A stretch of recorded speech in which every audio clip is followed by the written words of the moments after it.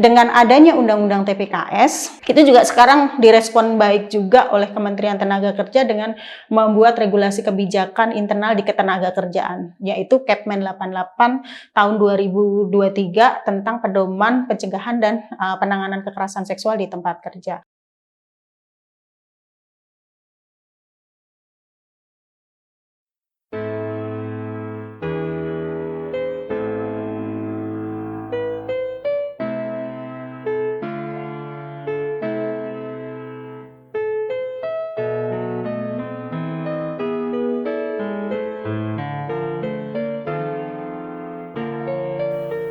Secara umum kalau tindak pidananya apa yang diatur di dalam TPKS sudah umumnya sama.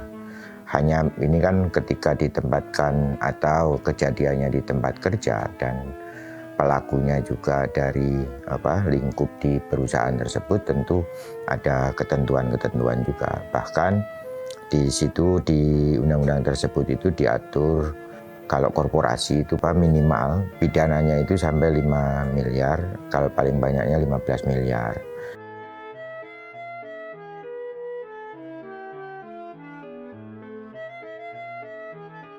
Iya. Nah, jadi kalau seperti itu kan berarti ada kesan mendiamkan gitu ya. Jadi itu tentu dapat dikenakan dari undang-undang TPKS ini.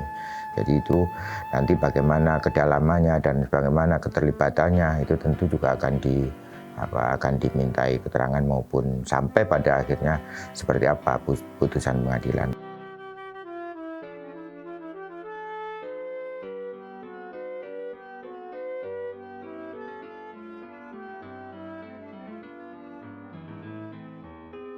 Berbeda dengan sebelumnya, jadi sebelum ada undang-undang ini kan ada tidak diakomodir dengan hukum semacam itu. Mereka undang-undang yang sebelumnya atau yang belum ada selama ini yang sensitif gendernya itu benar-benar diperhatikan. Kurangnya SDM juga yang memahami itu. Jadi memahami keberpihakan ini. Jadi itu kenapa ketika kami melakukan berbagai upaya untuk mendukung atau menegakkan ini, itu tentu juga nanti para aparat penegak hukumnya harus mereka memahami tentang gender, pengaruh utamaan gender itu seperti apa, dan nanti bagaimana penerapannya itu juga perlu diberikan pemahaman ke mereka.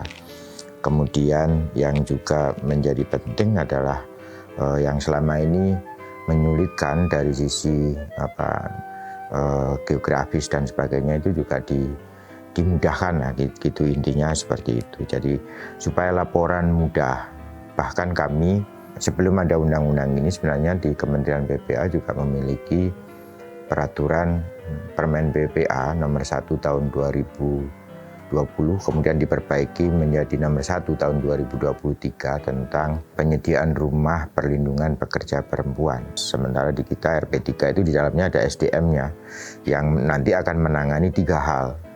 Jadi pencegahan, kemudian layanan pengaduan dan pendampingannya.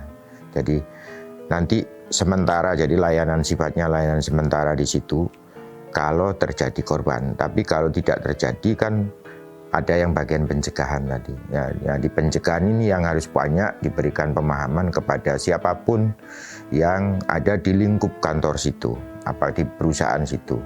Kan belum tentu kantor ya, seperti kalau yang di perusahaan perkebunan itu begitu luas areanya, ya selama ini banyak warga atau para pekerja yang di sana tidak mengerti ketika mengalami kekerasan harus kemana.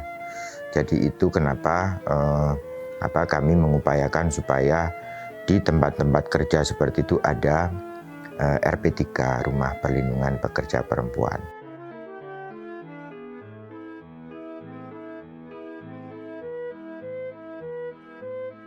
Ya, tentu saja nanti kalau seperti ini kan tentu saling terkait ya. Kalau orang hukum biasanya sebutnya ada junto ini gitu misalnya kan.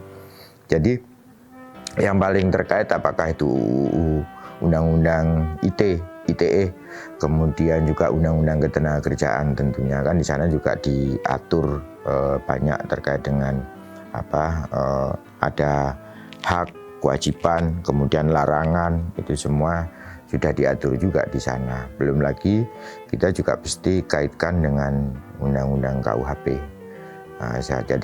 Jadi saling mengisi di situ, di samping berlapis tadi, bukan nggak mungkin begitu.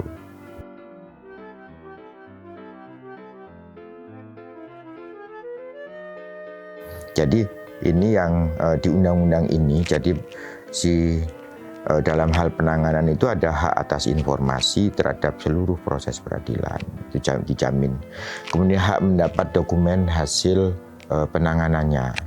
Kemudian juga ada hak atas layanan hukum, antara lain adalah bantuan hukum, konsultasi hukum, dan pendampingan hukum.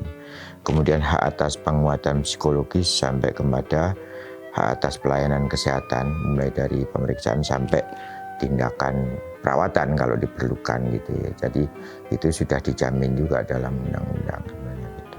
Kemudian perlindungan atas kerahasiaan identitas. Jadi kan ketika kasus-kasus ini kan mesti nggak boleh di vulgar namanya sebut, mungkin hanya inisial, bahkan tidak perlu disebutkan seperti itu. Itu sebagai jaminan dari kerahasiaan.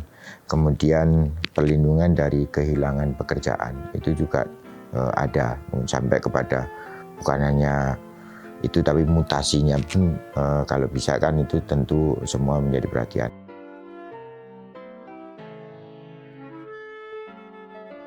SDM-nya kami harapkan ada direkrut yang memang khusus ya, profesional untuk penanganannya. Kalau yang tadi saya maksud rumah perlindungan pekerja perempuan, jadi unsurnya tidak hanya dari perusahaan, tapi benar-benar yang kalangan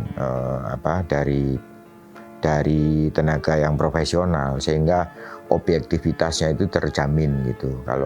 Kalau dari perusahaan seperti di kantor ini gitu misalnya, itu kan tentu ada unsur subjektif kalau pihak manajemen dari kantor sendiri gitu. Intinya kita mengedepankan profesional dan menjaga nilai objektivitas itu gitu.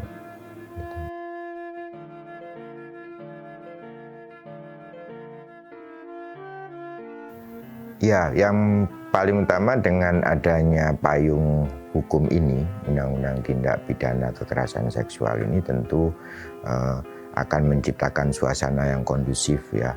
Dan ini tentu harus kita tegakkan, kita suarakan, kita sosialisasikan kemana-mana.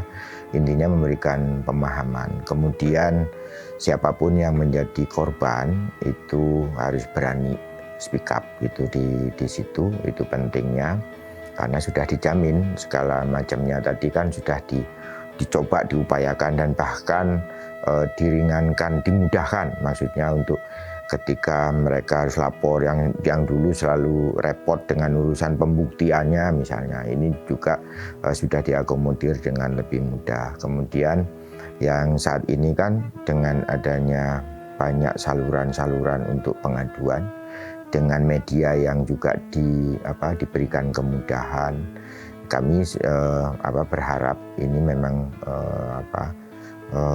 bisa menciptakan suasana kondusif yang akhirnya menjadi pekerjaan itu menjadi produktif. Jadi produktivitas kerjanya juga meningkat, akhirnya semua pihak akan merasakan untung baik untuk diri sendiri, perusahaannya maupun tanda petik bangsa kita gitu. Yang selama ini memang cukup tinggi kekerasan. Kalau kita lihat survei, lihat 1:4 perempuan produktif itu mengalami kekerasan, tapi yang dilayani juga baru masih levelnya mungkin baru berapa persen. Jadi banyak yang tidak terlaporkan, yang kita sering dengar fenomena gunung es itu. Nah, dengan adanya saluran-saluran ini, undang-undang ini sudah menjamin, tentu ini akan semakin menciptakan kondusivitas di tempat kerja. Itu kira-kira.